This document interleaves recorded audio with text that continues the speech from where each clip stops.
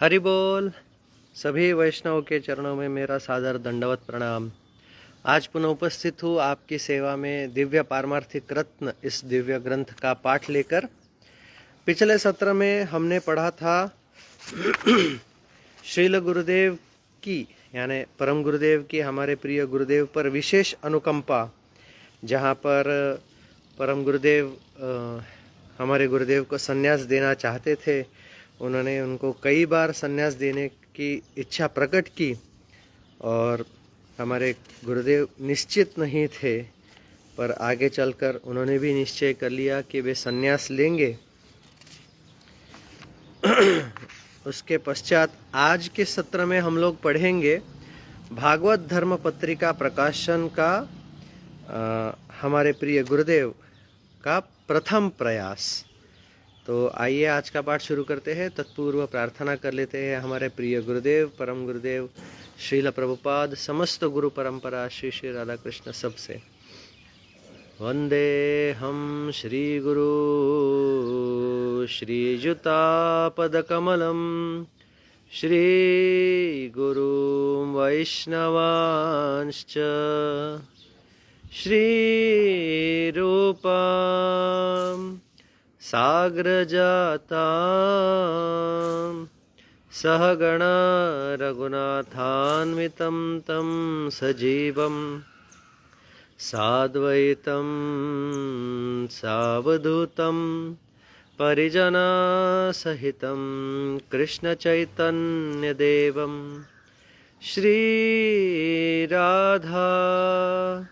कृष्णपदा सहगणा ललिता श्रीविशाखान्वितांश्च नमो विष्णुपादाय गौराङ्गपृष्ठरूपिणे श्रीभक्तिविबुधाय वै बोधाय नितिनामिने नमो भक्तिप्रमोद श्रीपुरीप्रेष्ठस्वरूपिणे तद्भिन्नप्रकाशाय करुणामूर्तये नमः। कृष्ण भक्ति गुणाख्याने तन्महात्म्य प्रचारिणे सदा सन्निष्ठ रूपाय गुरवे प्रभवे नमः।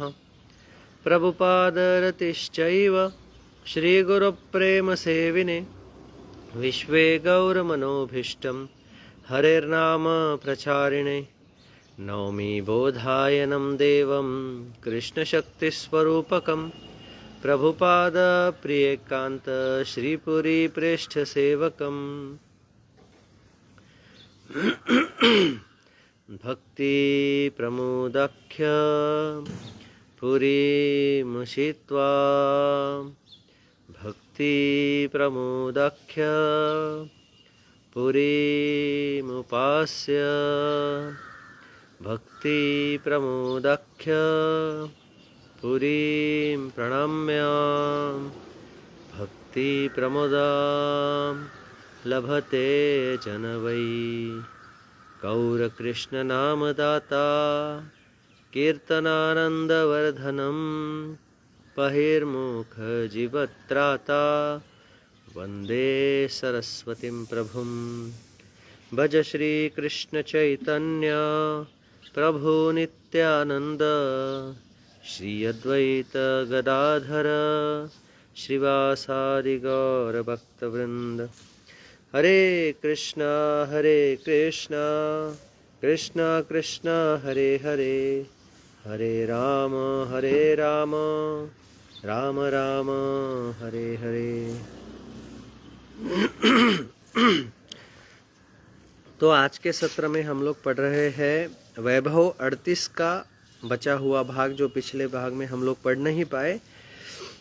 भागवत धर्म पत्रिका प्रकाशन का मेरा यानी हमारे प्रिय गुरुदेव का प्रथम प्रयास। इस बारे में गुरुदेव लिखते हैं, पिछले 3 वर्ष से यानी 1993 के अनुसार श्री गोपीनाथ गौड़िया मठ से कभी कभी भागवत धर्म के नाम से एक आध्यात्मिक पत्रिका का प्रकाशन होता था। भगवान श्री कृष्ण की सेवा करना ही सभी जीवों का वास्तविक धर्म है, यही विचार कर श्रील गुरुदेव ने इस पत्रिका का नाम भागवत धर्म रखा था।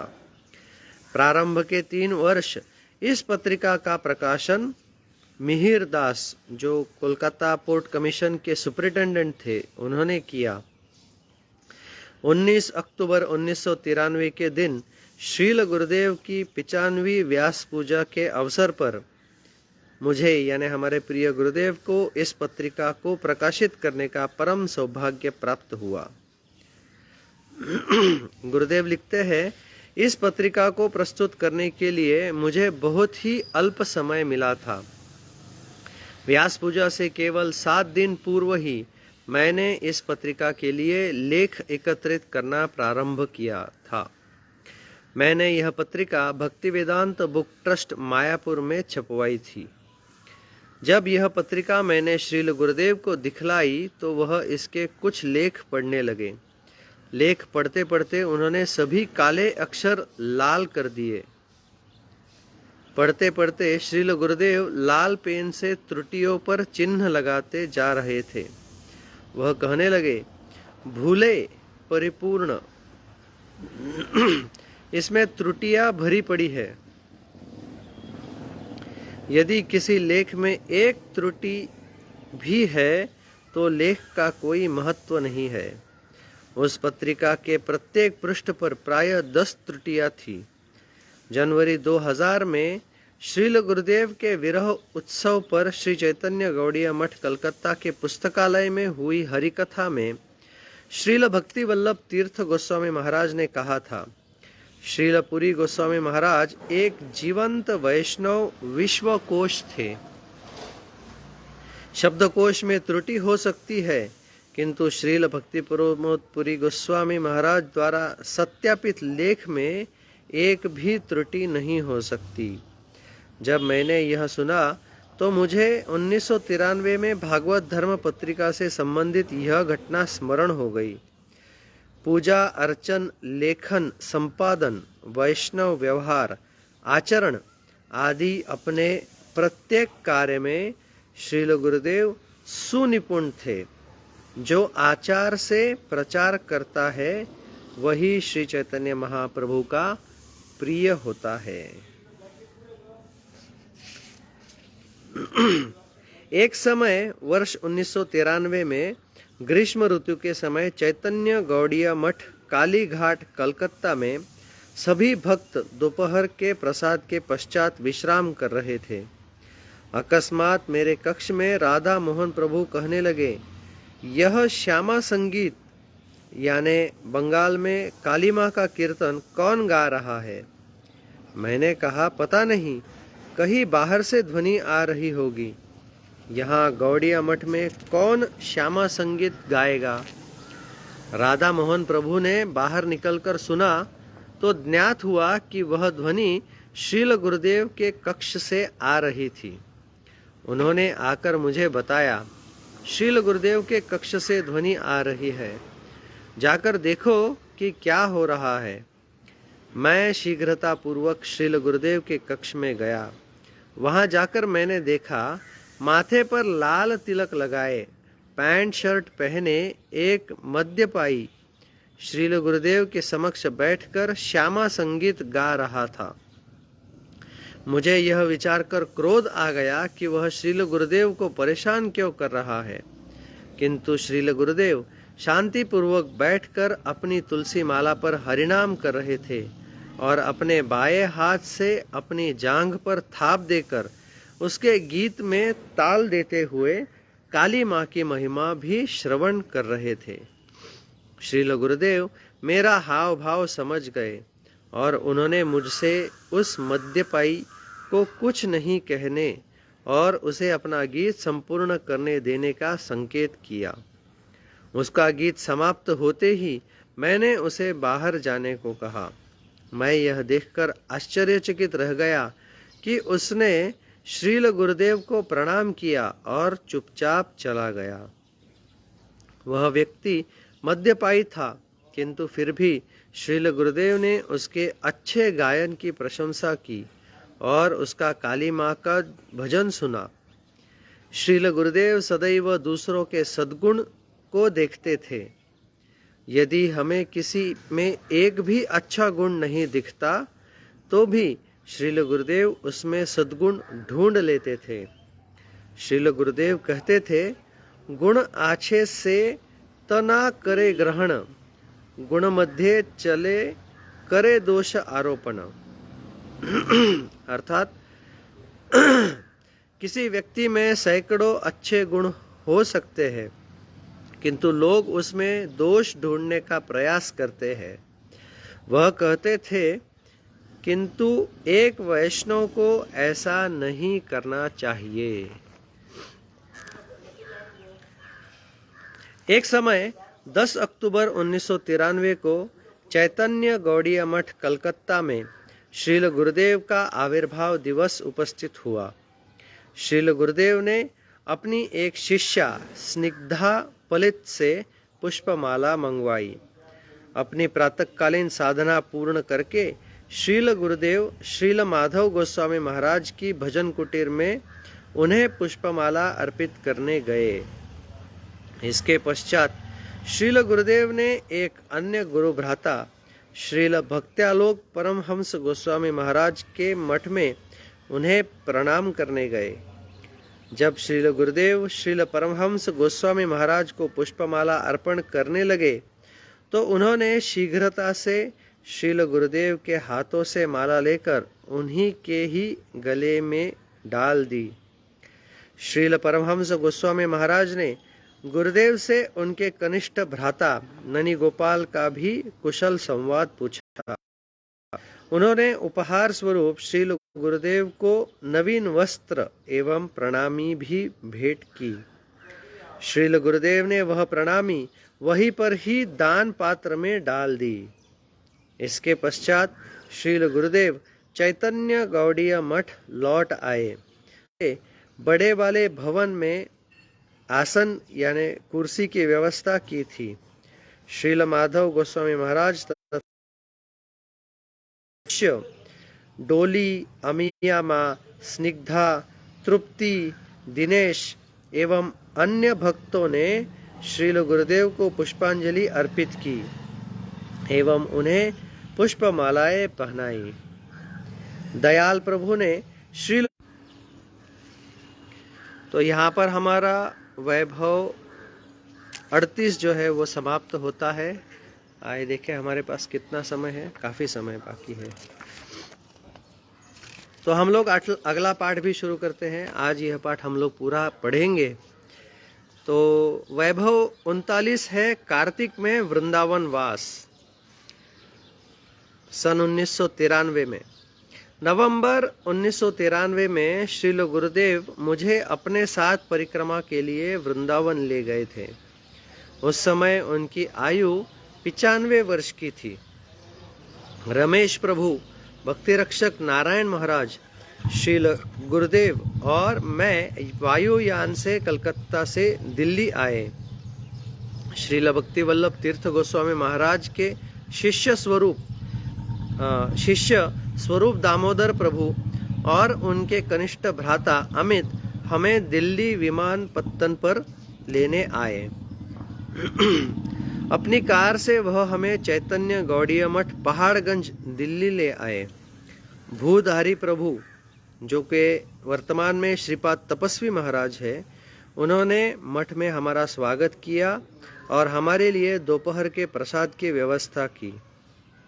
तत्पश्चात स्वरूप दामोदर प्रभु की गाड़ी से हम सब मथुरा रोड स्थित श्री चैतन्य गौड़ीय मठ वृंदावन पहुँचे।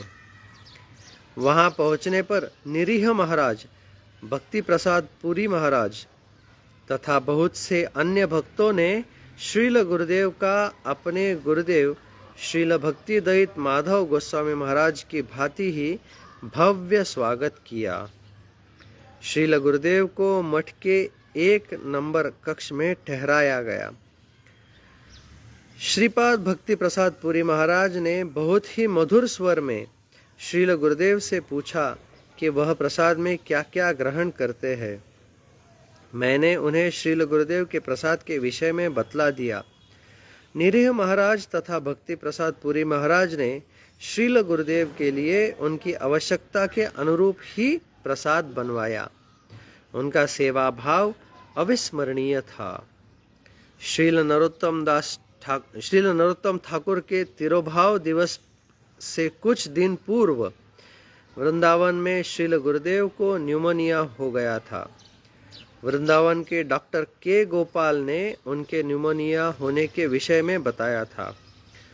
उन्होंने औषधि लिख दी और एक समय में 5 मिनट से अधिक बोलने से निषेध किया था। हम लोग वृंदावन में श्री चैतन्य गौड़िया मठ में ठहरे हुए थे। श्री नरोत्तम ठाकुर के तिरोभाव के दिन दोपहर में प्रायः 3 बजे इस्कॉन के एक सन्यासी श्रील गुरुदेव के दर्शन करने आए। उस समय मैं श्रील गुरुदेव के कक्ष के द्वार के बाहर ही बैठा था। भीतर श्रील गुरुदेव विश्राम कर रहे थे। आगंतुक सन्यासी ने मुझसे पूछा, क्या मैं महाराज के दर्शन कर सकता हूँ? श्रील गुरुदेव का आदेश था कि यदि कोई उनसे मिलने आए तो उसे निषेध नहीं किया जाए। इसलिए मैंने उन्हें बैठने के लिए कहा। श्रील गुरुदेव के कक्ष में गया और प्रकाश किया। प्रकाश होते ही उन्होंने पूछा, कौन है? मैंने कहा, इस्कॉन के एक सन्यासी राधानाथ स्वामी आपसे मिलना चाहते हैं। सन्यासी शब्द सुनते ही श्रील गुरुदेव तत्क्षणात उठकर बैठ गए। मैंने तकियों से उन्हें सहारा दिया। श्रील गुरुदेव की शैया से निकट ही फर्श पर मैंने उन सन्यासी के लिए आसन बिछाया और तत्पश्चात उन्हें भीतर बुलाया। भीतर आकर सन्यासी ने श्रील गुरुदेव को दंडवत प्रणाम किया और विनम्र स्वर से उनसे पूछा, महाराज, आज श्रील नरोत्तम दास ठाकुर का तिरोभाव दिवस है। क्या आप उनके विषय में कुछ कथा श्रवण करवा सकते हैं? श्रील गुरुदेव ने कहा, बाबा, मुझे न्यूमोनिया हुआ है। डॉक्टर ने मुझे अंग्रेजी दवाई दी है, इसलिए मेरी स्मरण शक्ति क्षीण हो गई है। आप इस मठ के आचार्य श्रील भक्ति वल्लभ तीर्थ गोस्वामी महाराज के निकट चले जाओ, वह बहुत योग्य है। राधानाथ महाराज ने कहा, महाराज, कृपया 1-2 शब्द अपने मुख कमल से बोल दीजिए। श्रील गुरुदेव ने राधानाथ महाराज की ओर देखा। वह श्रील गुरुदेव की ओर बड़ी आशा से देख रहे थे। श्रील गुरुदेव ने कहा, ठीक है, मैं नरोत्तम ठाकुर की लीलाएं स्मरण करने का प्रयत्न करता हूँ। इसके पश्चात श्रील गुरुदेव ने नरोत्तम ठाकुर के विषय में बोलना प्रारंभ किया। श्रील गुरुदेव नरोत्तम ठाकुर की पारिवारिक पृष्ठभूमि, उनके द्वारा स्वप्न में श्रीमन महाप्रभु के दर्शन, श्री लोकनाथ गोस्वामी से उनकी दीक्षा। 2 घंटे पश्चात मुझे स्मरण हुआ कि डॉक्टर ने तो श्रील गुरुदेव को 5 मिनट से अधिक बोलने के निषेध किया है। इसलिए श्रील गुरुदेव को रोकते हुए मैंने उनसे कहा, आपके स्नान करने का समय हो गया, तत्पश्चात आपको आनिक गायत्री भी करनी है।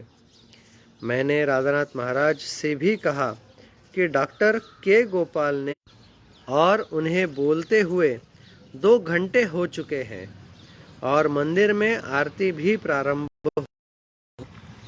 राधानाथ महाराज ने श्री गुरुदेव का धन्यवाद किया और आभार प्रकट करते हुए वहां से चले गए।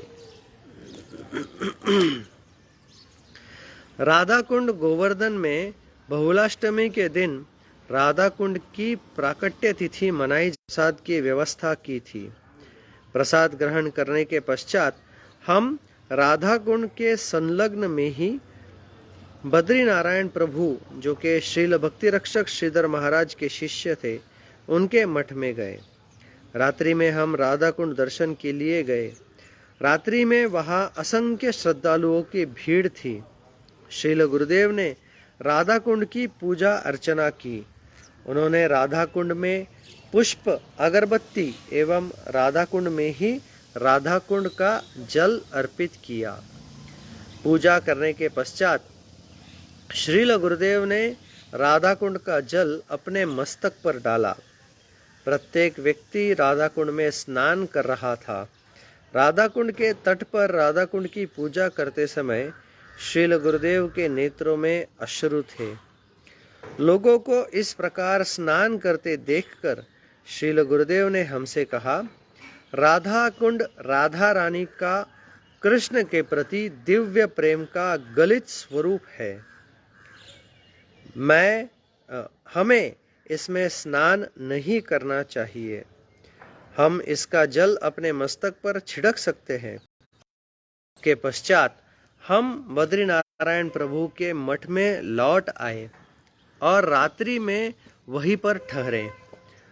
अगले दिन श्रील श्रीधर गोस्वामी महाराज का आविर्भाव उत्सव था। बद्रीनारायण प्रभु के मठ में ही दोपहर श्रील एसी भक्ति वेदांत स्वामी गोस्वामी महाराज के